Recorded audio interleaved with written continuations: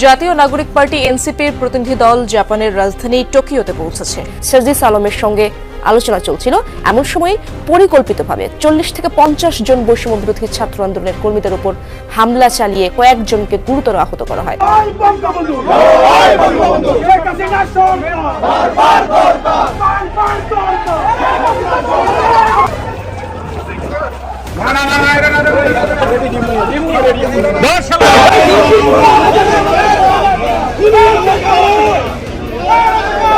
আওয়ামী লীগের নেতৃত্বে আমরা এসেছি প্রতিবাদ করার জন্য। এবার জাপানে আওয়ামী লীগের নেতাকর্মীদের রোষের মুখে পড়েছে জাতীয় নাগরিক পার্টির নেতাকর্মীরা। চীন সফর শেষে সাজিদ আলম জাপানে পৌঁছানো মাত্রই আওয়ামী নেতাকর্মীরা ক্ষিপ্ত হয়ে ওঠে। এ সময় জয় বাংলা স্লোগান দিয়ে জড়ো হতে থাকে।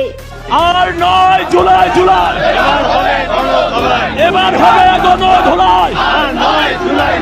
ইরুচ্চার বিরুদ্ধে শেখ হাসিনার অ্যাকশন, আওয়ামী লীগের সাজিদ আলম গোপনে বিভিন্ন দেশে কেন সফর করছে এই নিয়ে উঠেছে নানা প্রশ্ন। তবে ছাত্রলীগ নেতা সাদ্দাম হোসেন প্রতিরোধ গড়ে তোলার আহ্বান জানিয়েছেন। আপনারা প্রতিবাদ মিছিল এবং বিক্ষোভ সমাবেশ পালন করবেন, সংগঠিত হওয়ার চেষ্টা করবেন।